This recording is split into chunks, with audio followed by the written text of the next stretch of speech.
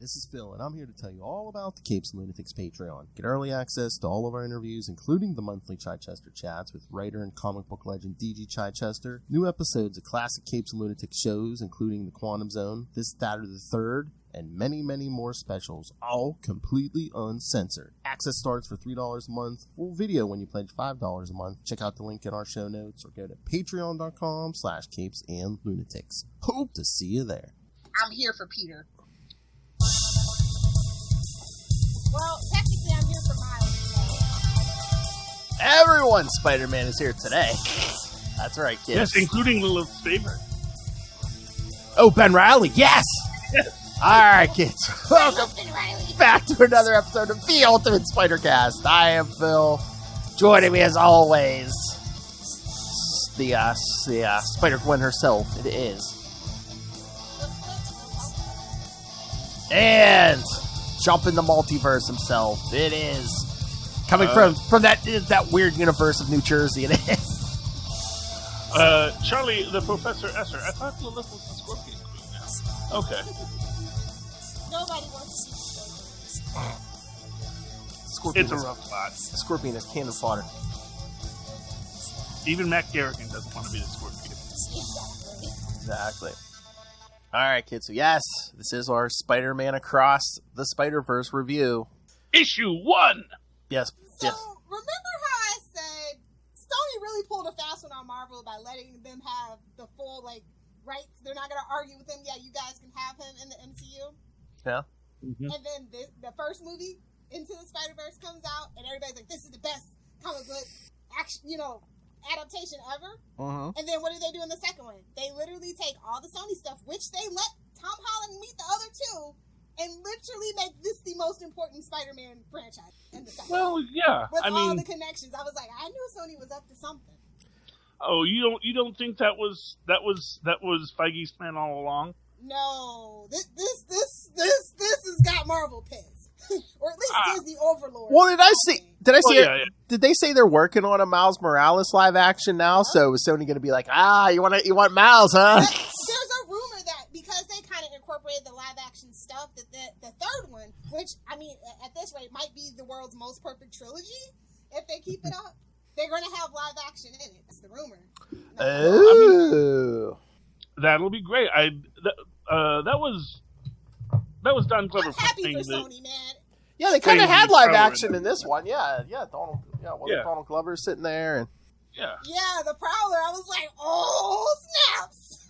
It was good, but the fact of the matter is that they've established this. This is what I'm saying. It's like, Marvel and Sony, they're threading the needle on this. Yes, maybe some suits are mad because that was my toy. I don't think Feige thinks like that. I think Feige thinks, no, man, I want to tell the best. Fine. He's a team player, and I mean the people above him are pissed. Because basically, like I said, so it's like, well, we're the most important Spider-Man. We have connections to everything. Yeah, and now that all connects to everything that they do over in Sony now. That's the thing. That's what is part of building this interconnected universe.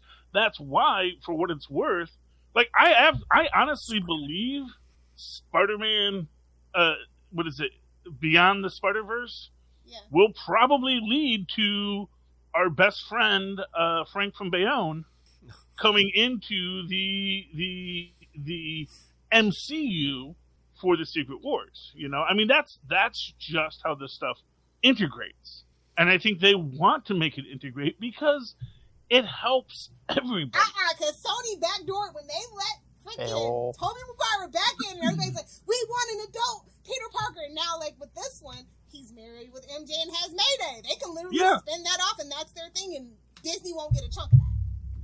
No, they get. No, that I don't think they get a chunk of the Tobey Maguire or the Andrew Garfield stuff. It's only the Tom Holland stuff that they have to split the revenue. No, they still get paid the rights. So they get paid. Right, rights, but not like the 90-10 split or whatever they had. Marvel and Sony. I think it'll be the other way where they only get 10% and Sony will get the 90%. As long as they get paid and they don't make bad films. That's the thing. The thing about the Spider-Man films was they were bad films. Well, no, Andrew Garfield's were bad. Only the third one was bad, and that's because they didn't let Sam Raimi do his thing.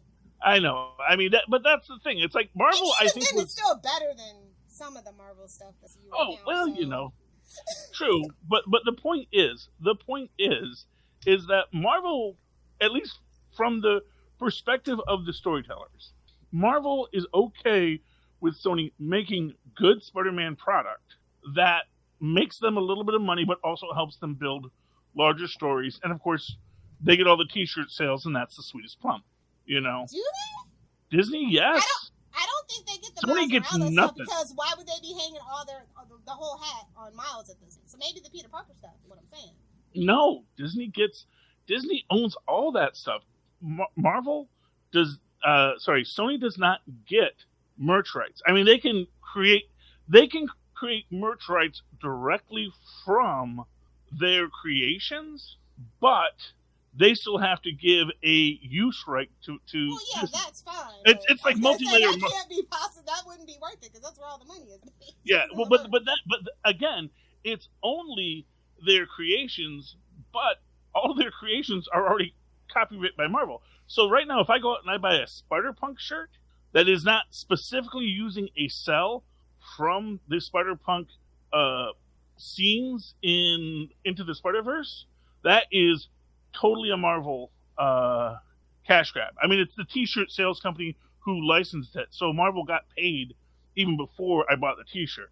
Right. So that's the thing. It's like, trust me, they made the deal. They made the best deal they could, and they realized that probably what they needed to do to get Sony to actually do something is to give them a little bit more creative freedom, and that probably was something that Feige pushed for. If we're going to, make him the grand high Jim Shooter of the whole thing, had a whole conversation about Jim Shooter with Tristan the other day, and about the idea that one of the biggest problems you have is when you have creatives who are comic book nerds, and they start working with other creatives who are comic book nerds, but one guy gets to say what is canon and what isn't. All the people who had their own headcanons suddenly get very mad at the guy who is saying, no, this is what it is. Follow my headcanon, not yours. So yeah, nerd war. Yeah, exactly. But I think it's a good movie. I was so happy. I was very nervous. I know. I told you. I saw that they said the reviews were good. Like they were saying it was worthy. Listen, the first one. Reviews mean nothing. Yeah. If you have seen what's going on with Rotten Tomatoes and IMDb lately, that means nothing. Audience scores, critic scores, they're dead to me. Even people on Twitter that I trust, they lately have been letting me down. So I just was one of those, see for myself, because people do pay for reviews. So Sony's not above it. Not above it. I mean, I was a little worried because it is Sony, but it was so good. It was such a hard follow up. It's like all you have to do is follow the formula. It's like you did it the first time, just kind of do it again. Well, you also don't want to be redundant. Yeah, it get a little redundant, but I guess there's some people who actually didn't bother to watch it and just came into the second one, which you can do kind of technically because they do kind of catch up. Yeah, so for me, I honestly felt that it worked out nicely on that. It gave you enough that you were going in there, and if you didn't know everything, which is hard for me because obviously I do know everything, but if you didn't know if you had who is this Spider fellow? He's going to meet other Spider fellows? That sounds a Spider fellow's a girl? What is this story now? I think it gave you enough that if you went in with an open mind, you followed it, and you were like, "Oh yeah, this is kind of cool. This is neat. I like this." And I was I was pleasantly surprised that they gave us a long Gwen opening. I was like, "Wow, that was technically the whole story is from her perspective." Yeah, literally to the end, where she's like, "You want in?" And it's like, "Well, yeah." I didn't waste these 90 minutes for nothing, lady. Yeah. I did catch that twist about what universe Miles went home to. Yeah, the 42, it was the Coca-Cola thing. It was like Coda. Yeah, I was like, that's not Coda-Sola. Yeah. Well, but what it was the second... Because what actually flashes on the screen, Earth 42. Uh-huh. And they actually said he was from Earth 1690 or something earlier. 1610, yeah. 1610, yeah. I was only 80 universes off. But yes, the idea that, that they actually do tell you right there, he went to Earth 42. Because that's the spider that bit him. Yeah, because that's the spider that connects him. Now, it's going to be interesting how that builds into the next episode, because is it that he's supposed to be there, although he's still glitching? Are you saying we're doing Rick and Morty right now? I mean, maybe, yeah, kind of. You know, I mean, that's the thing. It's like we're going into other universes, and we're you know, he can't replace the Miles who's here. But he also needs to be. This world needs a Spider-Man. I kind of feel like what's going to happen is he's going to like kind of turn around the other Miles and the Uncle Aaron from 42, and like kind of make them where like that Miles becomes a Spider-Man, but instead of having powers, it's all going to be like gadgets and stuff, and like, you know, they're going to modify that Prowler costume or something. Well, I wonder if we're techno-organic suit. Yeah, something. A Venom symbiote. That's a there we shot, go. Miguel. You know how I feel. Well, what I'm going to say is I think that the idea of first off, I'm not convinced they're the bad guys yet. Because, again, this is a world without Spider-Man. So we don't know what kind of crazy dystopia this Peter Parker unleashed upon the world when he didn't have to learn great power comes with responsibility. In that universe, he's just a super genius with two loving adoptive parents. And no real tragedy or trauma to speak of. So, well, no, you need the tragedy. You need that push. Well, and it goes back to that idea about the gray Spider-Man that we see briefly, who was in the original Across the Spider-Verse back on the Amazing Spider-Man or this? I think it was the Amazing Spider-Man cartoon from the 90s, where he was like, "No, my parents didn't die. I'm a billionaire in this universe. What are you talking about? Parker luck? You mean how I'm just always lucky and I just come up with great inventions and everyone loves me and gives me money? Yeah, that's awesome." So I would love to see more of that guy, you know. But I could absolutely see a fascist dictator, Peter Parker, you know, as sort of the person running New York City as the power behind Mayor Fisk. And that would be cool. Yeah, and it just seems so weird because isn't it Miguel? Miguel was just like from like another Earth instead of like the future or a future. Yeah. Well, he is from the future. The future of a different Earth. Yeah. Yeah. And that's sort of where he says about how all Spider-Mans have to have this web and these connections and these canon events. This thing doesn't happen. Canon events can't go messing with the canon. Yeah. But, you know, that's the thing. It's I like... don't care how bad you want to bang Mary Jane. Stick with the canon. Self-inserts are the worst. And again, it's like... That's all I'm gonna say. And it's like that version of Peter and Mary Jane are together. They have a daughter in this movie. It's Thanks like, to Miles. why are the comics not, you know... Why? I don't know. Why they're so against it in the comics. I don't know. Well, because they kind of rate themselves into holes with these things. And they like want to reset him, and it's like nobody was already there were mistakes. You know, look. No, I just have to say it's been 15 years. I think at this point we might have to let it go. We might have to. Or look at the other side. It's like it's 15 years and people still can't let it go. I mean, look at Superman. We browbeat them into bringing that marriage back. We did, but DC needed money at the time. Look, they don't need the money. So one of the big reveals recently in the comic book world was that they're bringing back the Superior Spider-Man. 14 minutes in. I wondered how long it's going to take them. My bet was 20. Okay. Yes, but here's my point: is I guarantee you that it's an old Tolliver clone that Anna Maria had in the basement. It like uploads. It's got his brain, and he's like, "Well, where am I? What happened? Why does that person look like Otto Octavius over there?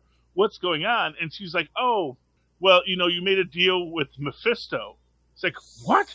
How can I do something so stupid? Oh, I must have some leftover Parker DNA in here. Oh, why would I ever? He can go get but again, too. Parker would his best. I hate to tell you this, but if it's present day, because Marvel's been doing a bunch of miniseries like set in the past, so unless that's set during the Superior Spider-Man era, so it could be, and it's a possibility. But I would love to just see him. They want to take our minds off of what's going on in present day. Present day. I love Dan Slott coming back. Ha! I'm not as bad as Zeb Wells. Ha! Finally, someone more hated than me. At least I have Bagley artwork. My run wasn't so bad, was it? You know, I just feel that I just feel that making deals with the devil that is a a Peter Parker kind of thing, especially Useless Deals with the Devil. She was 107, Pete. Why are you keeping poor Aunt May alive? Preaching to the choir, brother. It's like, you know... She's in bad health, and she's been in bad health. Well, no, but then she got all healthy again because, you know, you make the deal, and Mephisto, if nothing else, he keeps his bargains, you know? You're gonna live to regret it, brother. Well, yeah, you know. Uncle Mephisto. Well, Uncle Mephisto did not want that. I'm so cool with all the variants. Like, I think my favorite was we got to see Captain Spider. Flash Thompson apologist. I don't care. Yeah. My got to see Spinneret. I was like, oh, they remembered. I loved a lot of these characters. They were so cool. We did not get enough with Peter Steampunk May Parker. I'm sorry? Oh, yeah. I said Peter Parker. I agree. Oh, Peter Parker. Yeah, I mean, you know, we at least we got Peter Parker. That was good. I mean, but I would have loved to have seen. I would have loved to have seen the Steampunk Aunt May, the Spider. I forget what she is. I would love to know like more about Spider Woman's motorcycle because it seems to have that drive up the walls kind of feature of the Spider Buggy. Would have loved to actually see someone driving a Spider Buggy, not just Peter Park's car. But but that's the thing. When there's so many possibilities, it can get difficult at times. You know. See, and you want to know why this movie was over 2 hours? No. Well, it was for an animated. That was a real risk, but everybody in the audience, at least my audience, was like super captivated, like totally engaged the whole time. I don't think one person went to the bathroom. Nobody brought their kid. Well, I mean, again, there were so many characters, and then we still had to get back to Miles and Gwen. Fleshed out. Like they like. I really love how we followed up to the last, and we're still expanding. And like, really, I love the screen time that Gwen got because it's technically like originally this was like supposed to be the Spider Women's movie, but then they kind of like retooled it. But they still like gave us Spider Women. Issa Rae was absolutely hilarious. We're gonna see our husband next. Mark my words. Yeah, and for what it's worth, Avi Arad was still the executive producer of this, so you know he will be that until he dies in his kitchen. So yeah, I know.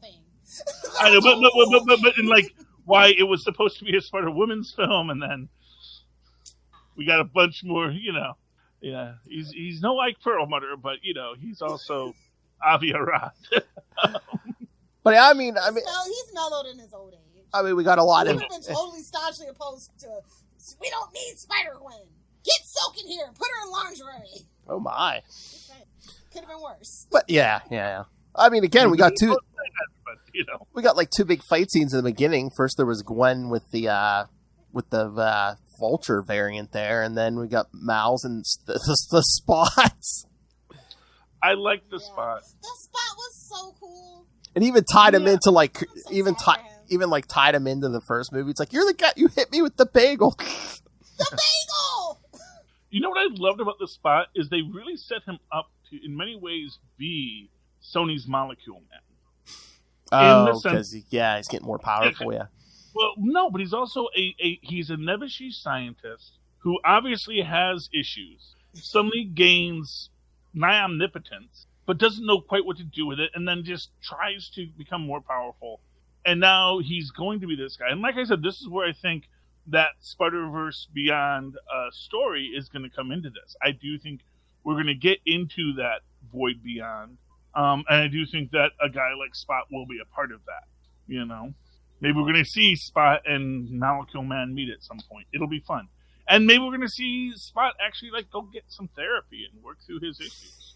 I also do love. Marvel do that? I don't think anybody in Marvel is allowed to. Oh, people do that all the time. I mean, actually, literally, Owen Reese did that. That's like Owen Reese's whole arc. Is he like went to therapy and not Dr. Samson? It didn't really work out for Moon Knight, so. Oh, you know, the problem is you have to want to get better for therapy to work. Oh, you used the Molecule Man analogy. Oh, is Mal's going to bring Spot a cheeseburger? Is that how he's going to beat him? a cheeseburger on a bagel. Yes, well, you know. Okay, I'm just going to talk about the elephant in the room. I think Hobie stole the show, and they were right to, like, kind of, like, he's like, I'm out. don't ruin a good character by leaving him there too long. I love that whole little mini arc, and he is still in the gadgets and make him the watch, and it was really great. Teaches Miles that really cool trick. Yeah, because he's an anarchist, and he knows he's in a group that you're trying to control things, man. I don't like that. So he probably never liked the idea of cannon points. He was like, I don't believe in that. I don't, I don't join. And it's great for Miles to see that there's more than one way to be a Spider-Man, right? Uh-huh. Yeah, I did love his Lenny Kravitz hair when he takes off the mask. Yeah. It's like, how are you even cooler? I was always this cool. So that was just great. I mean, Hobie Brown is just a blessing. He's awesome. They punked Ben Reilly. Yeah, well, to be fair, he's Ben Reilly. They love pooping on him. Yeah. It's currently, yeah. I mean, he's a clone. It's hard being a clone. Allegedly, we only got the story told from Peter's perspective. For all we know, Peter's really the real clone. I think they're all clones at this point. I don't think... Seriously. I think they're all just... It's just... Marvel, it's like the dead internet theory. They're all bots. All bots all the way down. But, all I'm saying is that once they rebooted the universe, it's like, who even... Because we know that they just completely made a new Captain America and Tony Stark out of whole cloth. Because those guys were dead. So it's like, who else is just brought back? Sure, why not? We'll just put everyone there. And that's how you know the Molecule Man was a nice guy, because he says, I'll give you your family back. Which is also... Andy Samberg, though, has been right. I mean, he didn't have a ton of dialogue. I mean, it wasn't bad, but... I still say the real Ben Reilly was the one that died in Miles' name. I mean, he did look blonde, yeah. Take it away from me. Yeah. Because he was he's superior to that one. Just saying. It's entirely possible, Maybe he took over as Peter Parker in that universe, because in his universe, the person who was Peter Parker was the clone. And he went off and did stuff. And maybe that's something they'll bring back later, Who knows what they'll bring back eventually. Oh, they could do that because the Scarlet Spider outfit was really great. And I love that we were jumping across the universe with the different art styles. I loved Gwen so much with her colors, and the thing with her dad where she gets a hug, warms up. It was really cool. They paid so much attention to every little stroke. It's just and Mumbai, Mumbai Hatton or whatever. That was wow, really great, really cool. I love that. Who's doing the voice of Private? It was Private Bar. Yeah, I think it's Karan Soni. Okay, he was in the taxi driver in Deadpool 2. That guy. Oh, that guy. Yes. I knew I could recognize his voice. I couldn't quite place him, but he was great, and I love how he says yes. Let's not get Mahershala as Miles' dad too. There's a lot of great actors in this, a lot of great characters, and it was just a fun, exciting film. Tristan did not go to the bathroom until the end, and there was no end credit scene. So he got back. He says, "Did I miss a mid credit scene?" I said, "No, it's okay. They didn't do one." So no end credit scene, which is shockingly. I warned him it was to be continued, but then they ended the movie, and Luca goes, "What?" He's like, "What?" I'm like, "Yeah, I told you it was continued." You end it there with. And hopefully we'll get it out on time. But this before was a year and a half. Well, I think they said they made them both around the same time, so this one should be safe. The second one should be safe, I think. Yeah, they probably did it way before the writer's strike. Yeah, did it really, and Good. Yeah, that's. We stand with them. They need more money. It's sick. Oh I yeah. even fight about it, so I'm not worried about it. We can just watch our DVDs. Oh yeah, and other things, until they figure that out. There's content out there. I'm not worried about it in the slightest. And I think, yeah, they'll work it out. And at the end of the day, what they're probably going to do is just stop making so much content. That if you want writers to be paid more, then you have to have less content being made. Because the whole argument there is that they're like, you're asking 1,000 writers to write one page, and it's like, yeah, I know. Because we just want to get as much out there as we could, and we can't pay everyone that amount just to do this. So then it goes back to being a much more structured model, and we don't get as much content. It ebbs and it flows for sure. And that's okay, because you know what? I don't have time to watch half the content they're making. It's like, please, just a little less. less. I'm still catching up from 2014. Like, I stopped watching new stuff, and I went back to when I stopped watching. Getting caught up on all that. Oh, but me and Matt are just now doing Poker Face on Full Stream Ahead. Good for you. You love it? It's a good show. Oh, I love that show. Tasha Leon. Oh, she's fantastic. And all the actors in it great. I just had to plug my show there. Sorry, Philip. That's okay. No, that's all Capes and Lunatics. Put your show on my show. No, it's fine. It's all Capes and Lunatics. No. So what is that? I'm sure everyone enjoyed Oscar Isaac as Miguel. Oscar Isaac. Yeah. Oscar Isaac coming into yet another franchise and taking over for. You know, you gotta love Oscar Isaac. The man he's a good actor. Uh-huh. And he can play moody and he can play angry, and he got Miguel, which was weird. It's Miguel O'Hara. Didn't it used to be O'Mara? No, it's O'Hara. Yeah, no. It is O'Hara. Yeah, I don't know. Maybe O'Mara was a pseudonym used at some point when I was reading it. So. Okay, my favorite character was Rachel Drack as the school counselor. Wow, and I love that fight with the spot in the background. It was so cute. That was funny. Him just trying to shove the ATM through the hole in the convenience store. It's just ATM. You don't have to say machine. He also said PIN number too. It's a thing he does. I know. Many people do, and that's the thing. But the thing is that when you say the PIN, it's like, everyone wants. There's a thing. You feel like you're ending your sentence too early. It's like there should be a word there. You just put that. It's just. Anyway. There's between people that were born with the internet and not born with the internet. Yes. Well, yes, if all you do is lol all day, Exactly. Just shorten everything. No punctuation. No time for punctuation. Yes. Anyway. But, yeah, I thought the whole scene with Miles's parents was interesting on so many different levels. First off, the whole thing about his B+ in Spanish. And so embarrassing. His mom was like, what? And then the snap had the Puerto Rican flag. I was like, what?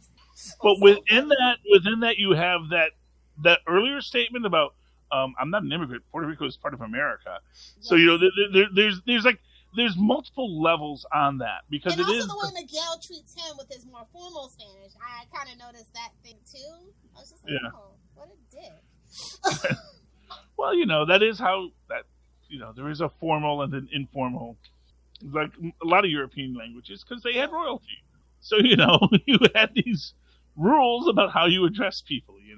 But anyway, these were like $20.99. I'm surely they've done away with that. Surely.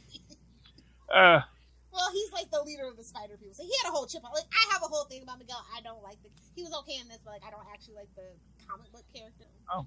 See, ironically, I like the comic book character. Of course, I have not read probably as much as you have.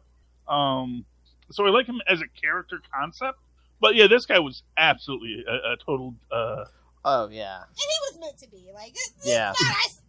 Oscar Isaac's called it out. Like, he totally captured the essence of Miguel, but like, new term, punchable voice. Yeah, in this movie. That's Mark is a good actor, Yes, exactly. Yeah. It's like the guy who played Homelander. He is fantastic at, oh, wow. Why do I want to punch that? You really get under my skin. Yeah. He's just that good. Oh, yeah. And again, everybody was fantastic. I felt like this was even better than the last. So. Yeah. But yeah, I mean, Miguel was, you're supposed to hate him in this movie. I mean, come on. Original 1992 comic book Miguel, written by Peter David. I mean, he is super smart ass. I mean, that's... Yeah. Yes. Oh, they even had his AI, Lilith. Yes! I love the AI was really good. Yeah, although they redesigned Lila, didn't they? Yeah, because in the original comics, she looked more like Marilyn Monroe. So I mean, they kind of give her, They kind of made her look a little bit like the Asian. Yeah, and because I don't know, the big glasses reminded me of Anna Marie, so I don't know. That's just a thing for me, and kind of a little bit shorter, maybe a little has the big fur coat on, I don't know, man. This might be the superior Miguel O'Hara, and that's going to be the bigger. That's why he's got a chip on his shoulder. It could be. Yeah. But no, I mean, you guys were talking about the animation. I mean, the first movie was good, but did they even step up the animation in this one? It seemed like even better to me, or... Yeah. They got to dip in a lot more art styles. So yeah, I think that's what it was. It made it really engaging and dynamic art styles and worlds. The comic book interpretation and adaptation of that, I thought the execution really felt like a love letter to Spider-Man and just comic books in general. Like, they had fun. It was so obvious they had fun and love and passion for this project. And within that, I think that is one of the most interesting aspects of it, is the idea that when they go into these different universes, there is a different art style. But you don't become the new art style. You still have your art style. So Spider-Punk is still a cutout no matter where he goes. But no one ever mentions it. And that is what I find the most interesting. Like, people probably can see it and know there's something off. It's sort of like when they do the different kind of word bubbles around characters to show that their voice has a strange sound to it, but you can't quite place what it is. Gwenpool has that, Deadpool has it, of course the Vision always has it. But you don't quite know what it is, but it's the fact that they have an inflection that you hear it, you know something's wrong, but you can't place why it's wrong. It's like when you're talking to somebody and you're not sure if they're Canadian or American, and then they finally say a boot or a. That's what it is. Yes. It's like something's not quite right.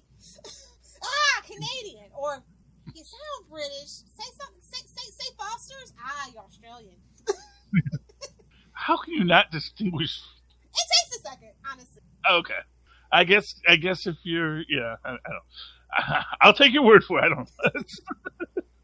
You can't just say Cockney and Australian are the same. No, I'm not saying that's that. racist, Lilith. That's racist.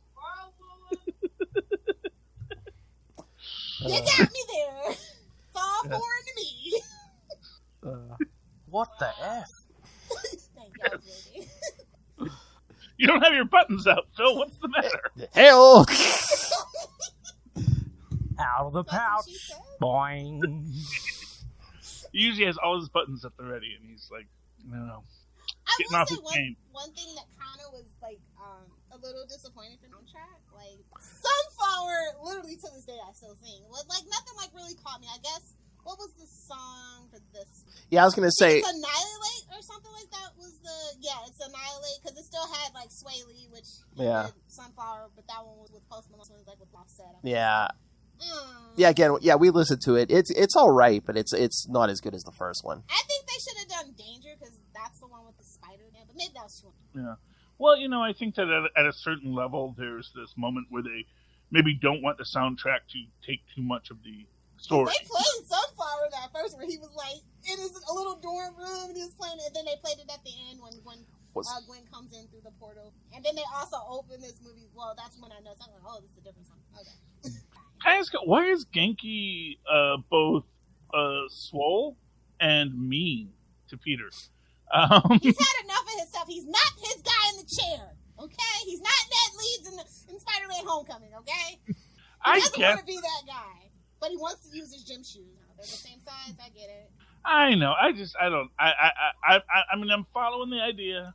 And yes, the actor who plays Ned is all swole now, so I guess it works. However you want to cross-reference it. It's all connected. Super. Like, this is literally your movie, Charlie. It's I know. Super connected. Like, so serious. Like, they started showing the little same portals that that Doctor Strange had and like the Quantum Mania had, and I was like, okay, Sony's really trying to be like, we're part of it. Give us money. Yeah. Well, they're playing the game, and they're finally playing the game. I'm so proud of them, honestly. Yeah, because, like I said, I don't think it is in any way meant to be a problematic relationship. I think it's meant to be, can you just get good creatives to make good things and just sort of follow this? Like, who really wants to work for me? That's the thing. Like, you saw Morbius. Nobody cared. They were like... Yeah, it's Morbid time. It's such tonal whiplash. It's like you got Morbius, one of the worst movies ever, and then these two movies so far. Just like, wow, that's the difference. I mean, no AI here. Yeah, Morbius did not do well. I don't. Everybody involved should feel bad, except for Michael Keaton. He was trying to get it. Blue blood. I just think that they didn't. I think had they done more like what they did in the trailer, I think it might have been better. It's sort of, it's bait and switch. Yeah, it's like, on every level, it was just kind of weird. It was like, well, so if this is a universe where Venom exists, and then he never says, I'm Venom. No, I'm just kidding. It's like, then why did you put that in the trailer? So it's like, so clearly this is the problem for Sony. They have an urge to make very bad films that they can't control. But sometimes I'm thinking that there's enough force upon them that they will make good Spider-Man films. Madam Web coming next year. Well, oh yeah. So it'll be good. Madam Web's a cool character, and if they start not without Peter, like that's the word. It's just like Venom without Spider-Man. They're doing the Julia Carpenter version, so it's like the second Madam Web. Okay. Fair enough. They try. That's why they're doing a young hot actress. Well, I just thought they were going to do Marissa Tomei, Ant-Man, really? You can do Madam Web from the 40s when she was young and hot. That was like Sony cannot do a period piece. I don't know if you know this. They really actually love. If you look up their history as a studio, they don't really like to do stuff time pieces. You gotta pay extra money for those period costumes and stuff. Yeah, like on their back lots and stuff. You don't see like if you go to like Warner Brothers or even Universal, they have a ton of that stuff. Not on just the sitting there. They got to amortize it. They got to make a period piece, otherwise we can't write off the 1940s set on Lot H today. I mean, seriously. Yeah, so it's like, okay, I guess we're in the 40s this week. Yeah, well, I mean, I got nothing against the young hot Madam Web. I guess it works. I just would like to see a story with that. Yes, exactly. Because I don't actually know Madam Web's story except as sort of the lady in the chair. She is literally just like when Barbara Gordon was in the chair. What did they call her? Oracle. Yeah, she's like Oracle. So she's like, I mean, on a space-time level, but she's just like the woman in the chair manipulating all of the Spider-Men, and pulling the strings. Very disappointed we did not get any more Loon in this. Yeah. And I think that if you're going to do an Across the Spider-Verse universe story and not have a more Loon in it, I think you kind of missed something. Oh no, they might be doing some kind of period piece. Well, all right. Well, Sydney Sweeney's playing Julia Carpenter. Dakota Johnson they have listed as Madam Web, but they have a Ben and Mary Parker, so we might be doing something in the past. Oh well, maybe the past might be the 90s. That is true. Because true. Babes, we're old. We're all old here. Like that is like 30, damn near 40 years ago now. So I know. Yeah. So that is very much the past. That is a time. Well, I guess at this point you can go down to Goodwill and get 90s clips. Yeah. Now with Gen Z snapping them up and putting them on Depop, good luck. No, they have patterns. You can make those suits again very easily. Yeah, exactly. You can just buy new. Why would you want vintage when you can just buy new? Well, sustainability. The world's on fire and I don't care anymore. Well, then you get, well, no, because we're going to last forever. So, that's... Unfortunately so. You melted down yourself. We'll blow up the ozone again. Anyway. Yeah, so... But no, I like what Sony's doing here. I mean, yes, thank you for reminding us about Morbius, that it exists. I'm never going to let that go.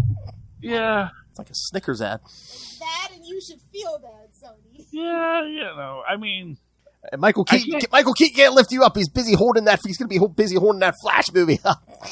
Exactly. Oh, that is going to be a... It's a masterpiece, I hear. Oh, no. Really? But it was only the director that said it. Oh yeah. Can I be honest with you? Because that's our next all get together. It is. I was very excited about this until the last trailer came out, and I would like. No, not the two. I was fine with two Ezras. Just something about the fights between the Superwoman character and other. It's just like the sky fights. Just like, oh, that's not as good as Black Adam, but okay. Ooh, that's the bar. Whoa. Yeah, I just feel like, oh, I thought we were going to do something kind of better than that. To be fair, the Flash movie was made before the She movie. They've just been trying to fix it ever since. Yeah, it's like a 5-year-old movie, and when it comes to like CGI and stuff like that, it moves fast. And then they make these recent statements about how much they believe in Ezra Miller. Oh, the director, was it the director? Oh yeah, he says he'd make another one with Ezra Miller. Career suicide. He can only work for WWE. I'm just trying to understand. Like, I get being proud of your product, but let the product speak for itself. It's like, you're going to see it. You say you can be very close up. You say, you know what? I think people can be very pleased with the product. Yeah, he worked very hard on just say he did an extra 5 years to make it. Just say he did a good job, But no, so is the director taking it upon himself to try to like rehabilitate Ezra's image? Like, oh, he's a nice guy. I would work with him again. And it's like, or they. Yeah, I get the feeling of that, and I'm like, and well, I don't fault the guy, because as I said, I don't know Ezra's story. I don't know exactly what happened. For all I know, there's an actual very wholesome story about a young actor. It's mental health. It's mental health issues, is what it is. Well, it could be, but it could also be like the young person that he was with. It could have been that they were in a situation, and he was like, "Look, I can give you a safe space to be away from people that might hurt you." We don't know what happened, but like exactly. That have come out, it's like that look good. But there's multiple. There's multiple occurrences. Such a big star. There's so he would definitely be. Yeah, there's multiple. There's multiple occurrences. There isn't just one is he a story. Scientologist? I say he's not a Scientologist. So the fact that he's not in jail makes me lean that maybe things got blown out of proportion, but I don't know. And they identify as they. It's just so no one gets. Yeah. Did I say they? I think you both said he, but yes, Ezra identifies as they. So yes, I know Ezra is a they, or is they. Yes, and that's fine. I actually prefer they. I actually think everyone should be a they, because it just makes writing business letters. No, okay. I think everyone should just be hey you. Yeah, hey you. Or no, you gang. Hey gang. Yeah, I think that's the appropriate term for everybody. Hey, buddy. No, but this is just my thing for business letters. I just think that the they, them is easier. Yeah. Themselves, yourselves. It's like just use that. That's everybody. I don't want to have to guess who you are based on your name, which could be anything, And of course, I have a child named Tristan, and as I'm talking to the school nurse the other day, they keep on saying she. It's like I have to say he.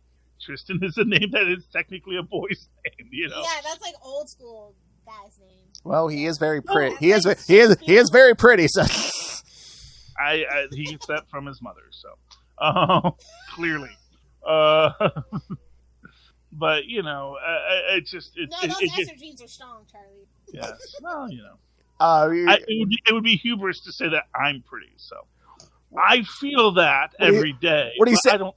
Yet. What are you saying, Lilith? In another 3 to 5 years, that handlebar mustache is going to come fully in on Tristan? Yeah. Yeah, I got to work on that, man. I'm like so bad in my grooming lately. I've spent so much time on the top hair now that I have it. I know you're a long-haired hippie. I know. I know. I just want it to get big and beautiful before I shave it off, because it's like I've never had long hair, and I'm like, oh, come on, man. Sorry. Hey, it's fine. Uncle Charlie, we have to behave. We have manners, Phil. Uncle Charlie. I'm just, I just prefer gender neutral pronouns. I just think that is just the best way to talk to people, Because you know what they say about it. Well, yeah. Well, it's like if I'm talking to you, I say you. If I'm talking about them, I talk about them, I don't know what they're up to. Like I said, I'm just like, hey, you. Listen up. Hey, you. I'm so excited for the next movie, though. I don't think I've been I wasn't actually really excited about it because it got delayed, and it made me cautious because every movie that was delayed turned out really bad. Yeah. So I'm I actually can't wait for the third movie. I got a little countdown. Like I said, I think it's not even a full year. I think it comes out in March or something. So yeah, I think it's going to be great. I think that this is going to really cement the Spider-Verse, and we'll see where it goes. But it is noticeable that Marvel, as soon as Miles was getting this thing going with this whole franchise, it suddenly got real bad. Kind of like X-Men and Fantastic Four. I'm just saying. it's just a noticeable trend that happens. And again, I don't know. You can't deny that Miles book literally tanked. After that movie did so good. Like, it literally started going downhill. Oh, the comic books. The comic books are not doing very well. Yeah, that's... Although the Same thing happened with the X-Men and Fantastic Four when Fox and when they were putting those movies out. I'm just saying. Although the new series isn't too bad. I mean, he's working with Misty Knight. Misty Knight's kind of like his mentor now, so okay. There's hope on the horizon. It was on a high though when that movie came out. Yeah. Well, they want to just bring Bendis back. He's not doing nothing. Just keep him away from the new Secret Wars or whatever event. Keep him away from that. Well, the problem is you might have made enough money. That's always your threat with a writer, is that once they have enough money, then they don't need to do your work anymore. They can just do little indie pieces, Oh, but also, I mean, between the movie doing good, Lilith, and how's Marvel's relationship with Bendis right now? That's the other thing. He's a Bendis creation, so. On two sides. You just better stay away from Archie. That's what I'm saying. That could be a double whammy. It's Sony and then the whole Bendis connection. So. That's true. Bendis. And that was your Bendis portion of this podcast. But again, at least he's no Zeb Wells. Hopefully he can turn it around. I don't ever want Spider-Man to do that. But... I mean, Charlie, do you see what he did? He killed Kamala Khan. I did just get that issue, and I'm like, really? Why are you doing that? Absolutely nobody. Well, that might be a whole conspiracy theory too, because they'll probably resurrect her in November when the Marvels movie comes out, and they'll probably bring her. Does she even know Peter? Like what? I know. She knows Miles. She's a good friend of Miles. Exactly. It's not Peter. Yeah, I know. But they're probably going to bring her back as a mutant because in the MCU she's a mutant. So you can't. That doesn't make any logical sense. So everyone's like, "Oh, Krakoa, just revive her or something." But no, there's some kind of conspiracy going on because supposedly Zeb Wells, who wrote that issue, was also a writer on the Marvels. So, Really? Not for nothing. She's obviously going to come. I mean, and I say this with all love and respect. She's not Captain Marvel. They're not going to let her stay dead. That's what I'm saying. By the time she's going to be in that movie, she's too profitable to just leave dead. She's going to be back by November when that movie comes out. Yeah, and just deciding she's now a mutant, or what it'll be is, well, it turns out yes, you are an Inhuman, but you're a mutant Inhuman, and that gives you resurrection powers. She's like, so I'm a Skrull? What am I now? It's like, well, I mean, that was technically the explanation for what a Beyonder is. Yes. Yeah, hey Lilith, there's 4 writers on the Marvels movie, and Zeb Wells is the only one who's not a female. I mean, that's a good mix. The plot thickens. Well, I'm glad he's getting work. I don't know. I don't hate Zeb Wells. Not yet. He's getting on my nerve bad, but I don't. It's always a problem whenever you give a writer a big property. And too much leeway, honestly. They literally give him enough rope to hang himself. He's lived long enough to see himself become the villain at this point. I don't envy that position at all. Exactly. It's like my little Wattpad fanfics. And whoever wants to support my Wattpad fanfics, that's all I'm worried about. That's the way to be, Lilith. That's the way to be. You and Dante, just the fanfic. Self-insert. Snoochie. The other Dante, the one from Inferno. Oh, okay. But where's the merch? Who's seen the merch? I got the Funko Pop, like the 5 set, and that's for it. There are Funkos. For the Marvels or for this? No, for the crust. Yeah. Poster. I haven't seen T-shirts or anything. There's a few shirts. There was like a shirt and like a bag. Like we went in Hot Topic. There was a few things. But I don't know if like any Walmarts or Targets have anything. Walmart. I was there today. Well, that's the thing. Like I saw a poster. That was it. Like remember the toys and stuff. They released them early when the movie was supposed to come out. So. Yeah, and also, as I said earlier in this very podcast, Sony doesn't get the dime on that. Okay, but then Marvel should have definitely done something. Well, unless it's still a Marvel product. No, because see that's the thing. They can't make Across the Spider-Verse merch They can make Miles Morales merch. I will guarantee you will have no trouble finding a Miles Morales t-shirt if you want. Spider-Gwen. Yeah, I will guarantee you Spider-Gwen's getting kind of hard, actually. Well, you know. But I will guarantee you there is merch out there. I'm sure I've seen it. The Jordans. Oh, yeah, they did a collaboration. There's Miles Morales Air Jordan. And then they have like a Hyundai. They had a Hyundai. Yeah. What's the so, you know. Stuff they had for that? Yes. Accessible.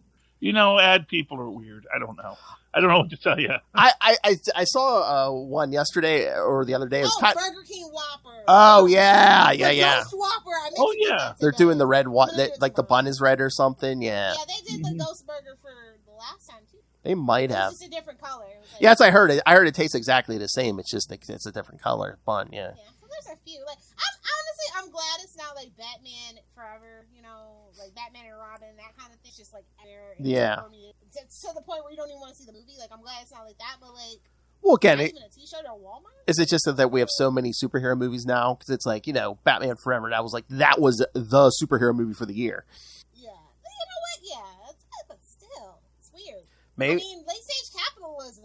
You know, I'll chalk it up as a win that we don't have so much merch. But it's sad when it's a character you like. Yeah, I know. Or it's like, do they not make as much money off the merch as they used to? Or well, I mean, plus I guess allegedly still having this chain supply issue. Like they still don't have like all those. Wow. That might be it. It's just so much more expensive to ship stuff from China now. That's the thing. That's the thing. Well, if nothing else, that's the thing. It's easier. It's cheaper for them if you go online and buy something, then they don't have to ship it to the, stuff to the store that might not sell. Yeah. Yeah. I still miss being. Yeah. Just like physical media. Get it? Remember, we're old, Lilith. It's like half the time you want something, you got to go online for it. Remember, we could go to the malls or wherever and just pick up all of it. Oh, malls are dead, bro. I have dissolved my ring, but it's hard not having it on Amazon. They're waiting you out, Lilith Hellfire. I mean, we had like a whole 12, 13 relationship. They're profitable for them. All right, so I don't know where he went, but anything else on this movie? I'm going to give it an A for amazing. Yes! Plus. Yes! I agree with that A. Like even the small stuff that annoyed, all the good stuff greatly outweighed the thing that I thought it was a cool film, like art-wise, it was engaging. Like I said, everybody was like totally, like I said, not one person got up the whole gas movie. Oh, yeah. It held Luca's attention. A lot of times I see him his attention wander during like a MCU movie. Oh no, it kept his attention the whole time. Yeah. All right, Charlie, what grade do you give this movie? Oh, I actually give it an A. It's unanimous, kids. Yeah, I would give it an A. I mean, that's ever happened. I'm pretty sure. Yeah. I mean, I would give it an A+, but it's very, I felt that there were scenes I felt did drag a little bit. But aside from that, yeah, it's just solid work all around. Also, it also didn't resolve its story. So it's like, dude, if you give me the full story, give me a 3-hour epic, maybe I give you an A+, but you only did 2.5 Actually, that's why I gave it an A+. They showed restraint. Well, they also want to make some more. And yeah. I don't think that they can tell that next in an hour. Like I said, I'm really interested to see if this is the world's most. You see, that surprises me because like to me, now we just have to beat the bad guy. Unless, as I said, there's gonna be a twist. Like I said, there's gonna be a few twists because this is gonna set something else up for Sony. And again, I'm telling you, Mouse is probably gonna do something on Earth 42, and then we're not gonna deal with the spots. And do you think that Sony might, if there is bad blood, just do a Secret Wars before Marvel gets the chance to? That they are going to actually blow up the Spider-Verse, blow up the multiverse, and then do in Spider-Verse Beyond the Spider-Verse, do their own little Secret Wars with their little secret characters of all these Spider people versus all their villains. No, I think I think they have too much to do already. That's a little too ambitious. And you were saying Beyonder Beyond the Spider-Verse. What if it's the Beyond Corporation? Well, I mean, all of that's a possibility.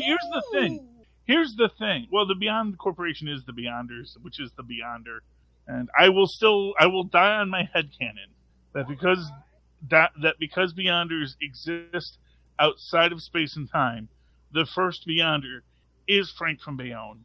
That all the other Beyonders is just that when that first piercing of the multiverse occurred, the one became multiple, And that's why there's Beyonders. Oh, no. Don't tell me we're going to get a scene where one of some Spider character is going to teach him how to go to the bathroom. It could happen. It could happen. And I hope... I'm just saying it's a possibility. And I do think that definitely... because that's the thing. Like, to me, it's like, okay, we got a big fight. That's the hang we left it on. It's like, the Spot is here. He's going to blow up this universe. Miles is over there finding out what's going on with the Sinister Six cartel. Insidious Six. Insidious Six, sorry.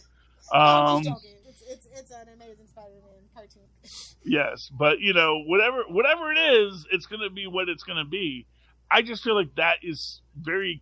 Those are two big fights. They don't seem like it's like a 2-hour movie. So that's... Yeah, but again, they're gonna wrap that up, and then there's gonna be the twist. But again, you're gonna have yeah, there might be a twist, but then you're gonna have all the human interest stuff, like well, and Gwen and her father are probably gonna make up, and and then we're gonna see stuff with Miles and his parents, and yeah, because we left that parent stuff kind of as well. Yeah.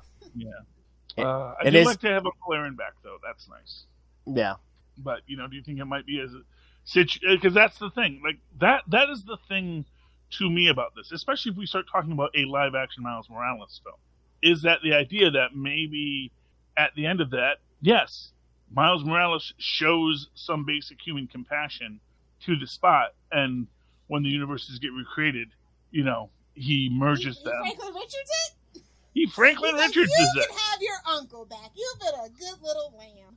Yes. He gave him, but that is his Uncle Ben moment, so I don't know. Franklin Richards is such a BA.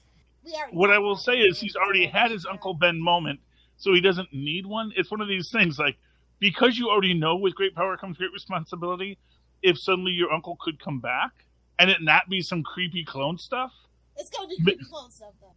Well, it's always creepy clone stuff. It's Spider-Man. Or a horny dude. But again, is Miles going to get his uncle back? Because it's like in modern superhero stories, they love to have at least one dead body on your tab. So yeah, I know. I just don't want him to kill his parents again. Yeah, I mean he has his uncle. That's fine.